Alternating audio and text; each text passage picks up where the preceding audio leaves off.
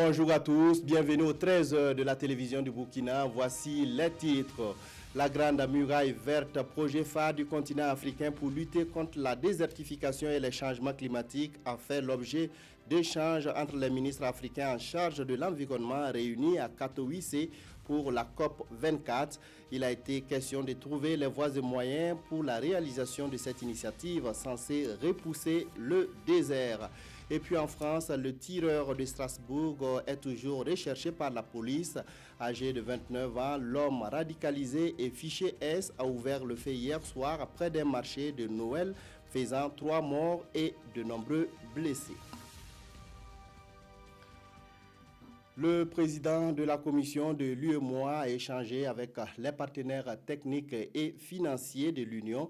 La concertation a porté sur les enjeux, les défis et les avancées du processus d'intégration au sein de l'espace UEMOA. À la fin de la rencontre, Abdallah Bouraïma, président de la commission de l'UEMOA, a dit être satisfait de la coopération entre son institution et l'ensemble des partenaires techniques et financiers. Le point avec Yacouba Gamene et Janine Kambiré. Sur le plan macroéconomique, l'UEMOA a, en 2017, consolidé sa trajectoire de croissance amorcée depuis 2012 dans un contexte caractérisé par une reprise de la croissance économique mondiale. C'est ce qui ressort de la 5e audience annuelle 2018 du président de la commission de l'UEMOA avec les partenaires techniques et financiers. L'analyse de l'évolution des prix montre que l'inflation est restée faible dans l'UEMOA et ressortirait à 0,8% en 2017 contre 0,3% en 2016, en lien notamment avec de bonnes perspectives de production vivrière dans la région. Les échanges extérieurs des pays de l'Union se sont soldés par un excédent de 304 milliards de francs CFA, après un déficit de 947 milliards en 2016. Pour cette présente session, les services techniques de l'UEMOA travaillent sur 3 thématiques. L'interconnexion des systèmes informatiques douaniers au sein de l'UEMOA, l'état de mise en œuvre des réformes dans les États membres et enfin la coopération transfrontalière et la décentralisation financière. La question sécuritaire dans l'espace communautaire est aussi passée en revue dans le but d'endiguer les fléaux que constituent la criminalité transnationale organisée, la récurrence des attaques terroristes et leurs activités connexes. Hier 11 décembre, les Burkinabés vivant au Ghana ont commémoré le 58e anniversaire de l'indépendance du Burkina à la résidence de l'ambassadeur du Burkina à Accra. La cérémonie s'est déroulée en présence de la délégation burkinabé qui séjourne au Ghana pour les travaux de la 12e commission mixte de coopération Burkina-Ghana. Elle a été marquée par l'exécution de l'hymne national et des appels à l'unité et à la solidarité dans le combat contre les terroristes. Dramandadia.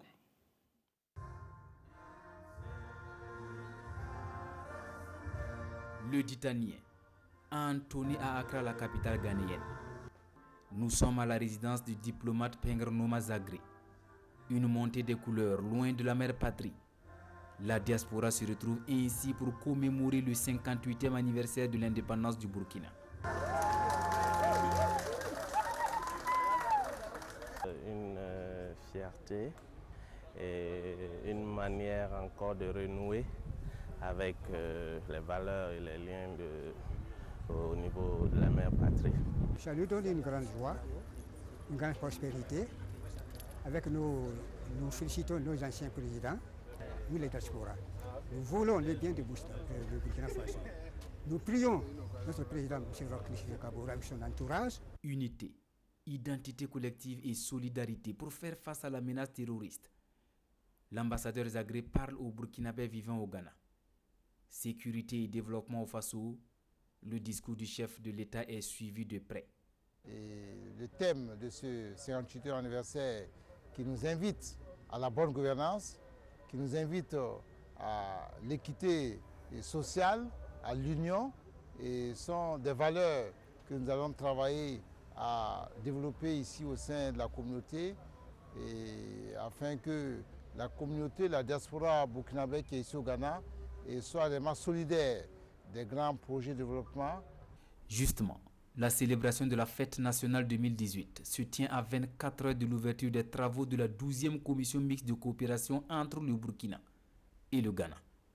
La délégation burkinabé est ici avec une vingtaine de projets communs de développement à soumettre à la partie ghanéenne.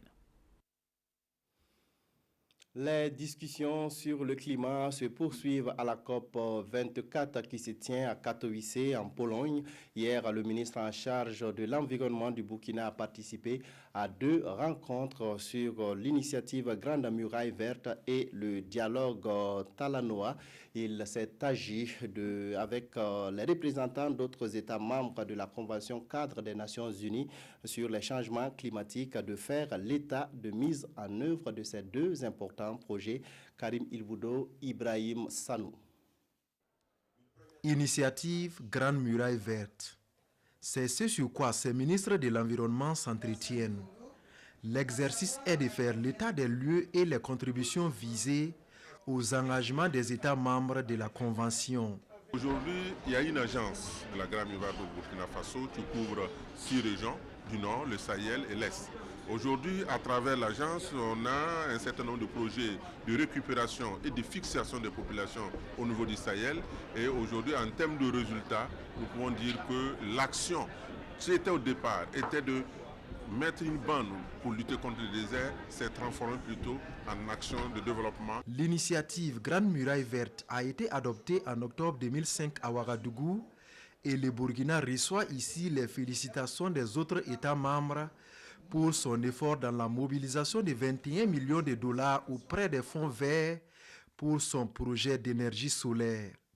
La deuxième activité inscrite à l'agenda des ministres de l'Environnement est le dialogue de Talanoa. Au regard des débats qui sont menés, que quel que soit le pays, nous avons un point commun. Un point commun, c'est les changements climatiques. Qu'allons-nous faire? Et je pense que chacun a pu donner son expérience et nous avons tiré également sur tout ce qui est positif des autres États. Et je pense que ce dialogue en valait la peine parce que nous avons pu se parler sans vraiment aller sur des questions qui fâchent. Toutes ces activités se mènent en prélude du dialogue de haut niveau prévu pour ce 12 décembre où se prendra de grandes décisions pour la préservation de l'environnement.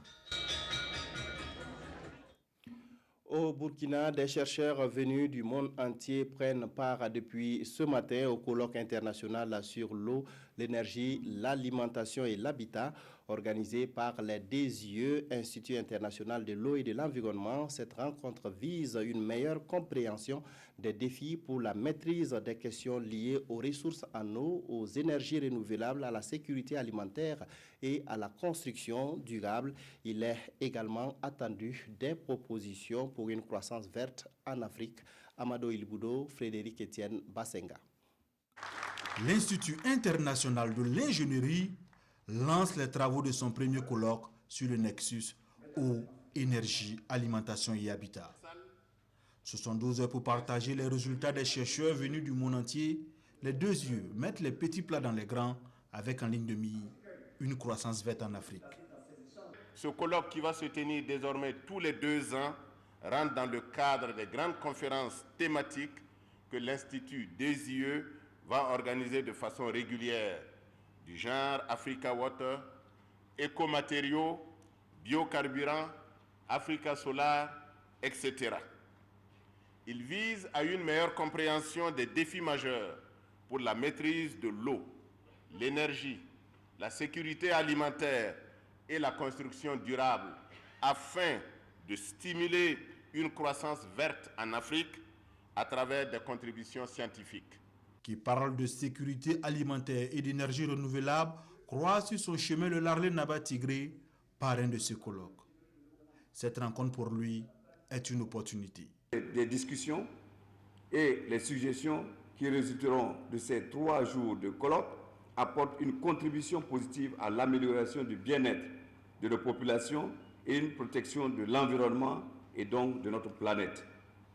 Il est temps que notre génération, votre génération dirais-je, trouve les moyens de développer notre continent durablement et de léguer un continent meilleur aux prochaines générations.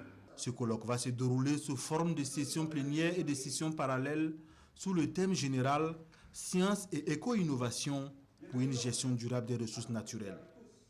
Une visite du pôle de croissance de Bagré est également prévue dans le cadre de ce colloque. Les responsables du projet régional d'appui au pastoralisme au Sahel ont rencontré les autorités administratives et les chefs des projets et programmes de la région de l'Est au centre des échanges, l'identification des espaces d'implantation des infrastructures et aménagements pastoraux. Une nouvelle approche dénommée ingénierie sociale a été mise en place. Elle préconise l'implication des différents acteurs, notamment les bénéficiaires, dans le processus de réalisation des infrastructures pastorales. Le point avec Alassane Kendrebego et Rasmata Ouedraogo. Engagé pour l'amélioration des moyens d'existence pastoraux, le projet régional d'appui au pastoralisme au Sahel, PRAPS, s'arme d'une approche en ingénierie sociale pour répondre efficacement aux crises pastorales. Une démarche basée sur les modalités avant investissement en vue d'une meilleure pérennisation. Nous nous sommes dit que c'était bon d'avoir des accords déjà avec les populations avant de procéder à l'investissement. C'est ainsi que nous avons mis en place cette démarche-là de l'ingénierie sociale pour impliquer davantage les populations dans les choix des sites et un choix consensuel dans le cadre de la pérennisation. Ce préalable à l'investissement à travers un ancrage communautaire est conduit à l'Est par le réseau de communication sur le pastoralisme. Il y a eu 4 étapes. L'étape allant du ciblage jusqu'à la préparation de la pérennisation, c'est-à-dire des sites ont été ciblés dans 16 villages de la région de l'Est par les bénéficiaires eux-mêmes. Alors des accords se sont été obtenus, des signatures de PV également qui ont été sanctionnées par des forats communautaires et des comités de gestion qui ont été mis en place, formés. Nous sommes convaincus qu'il faut encore travailler sur la sensibilisation des populations à la base, les bénéficiaires, les propriétaires terriens, pour qu'après la réalisation de l'infrastructure, il n'y ait plus une éventuelle remise en cause. Nous avons observé des marchés qui ont été construits à coût de dizaines de millions. Les acteurs refusent d'y accéder. C'est des pertes et c'est une mauvaise planification. Cette ingénierie sociale, s'il n'avait pas lieu, il fallait en disposer. Financé par la Banque mondiale et l'État burkinabé, le PRAPS intervient dans 6 régions du Burkina Faso.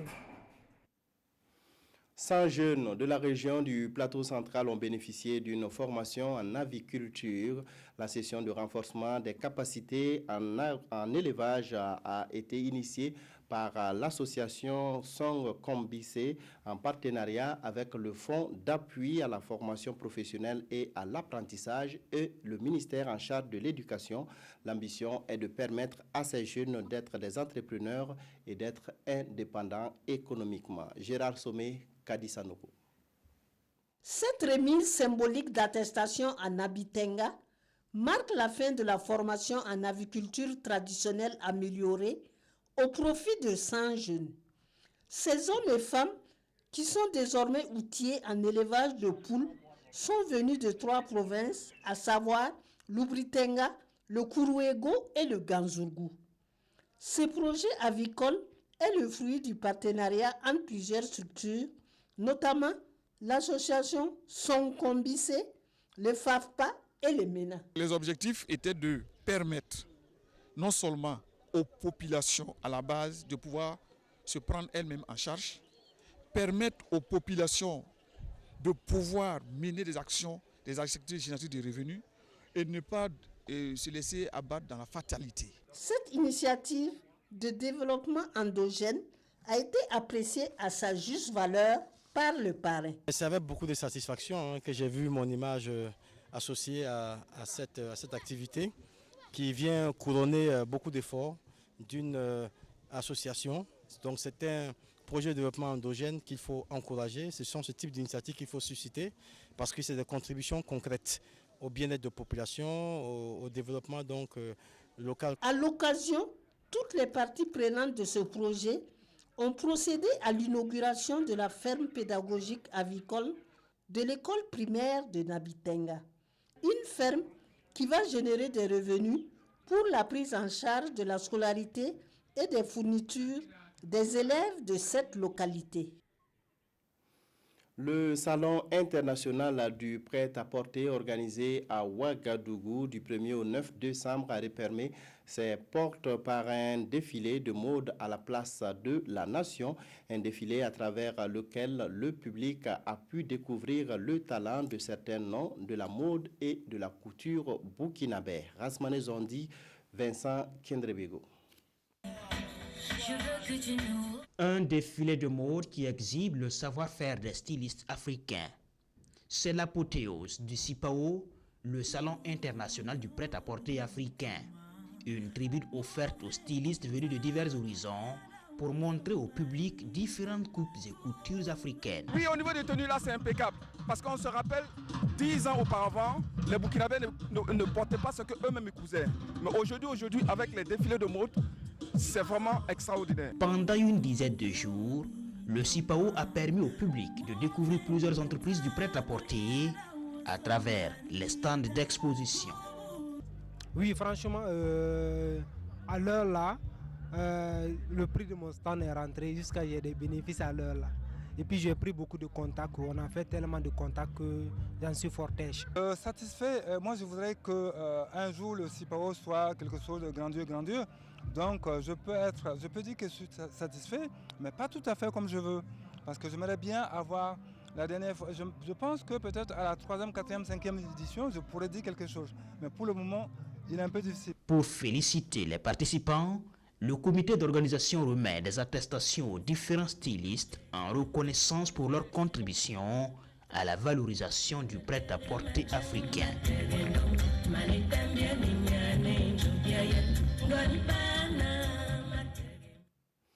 En France, une fusillade a eu lieu à Strasbourg à proximité du marché de Noël. Le bilan fait état de 3 morts et de plusieurs blessés. Le tireur a été identifié. Il s'agit d'un homme de 29 ans, bien connu des services de police car fiché S.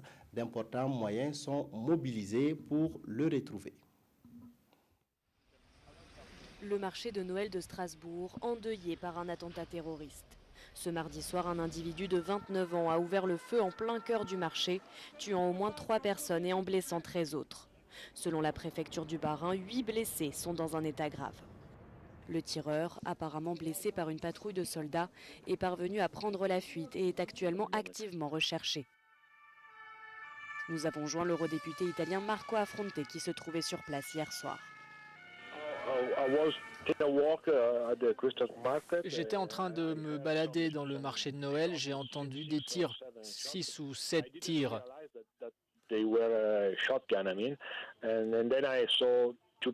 Sur le coup, je n'ai pas réalisé que c'était des tirs d'armes à feu. Là, j'ai vu 2 personnes au sol, beaucoup de personnes criaient, tout le monde commençait à courir, donc je me suis mis à courir aussi.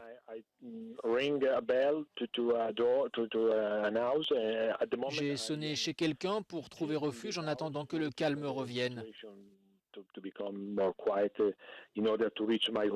En France, quelques 350 membres des forces de l'ordre, des militaires et 2 hélicoptères sont mobilisés pour retrouver l'assaillant. Celui-ci était fiché S et déjà connu pour des faits de droit commun. L'homme en fuite était par ailleurs recherché pour un vol à main armée. Nous sommes actuellement en France en posture Vigipirate renforcée.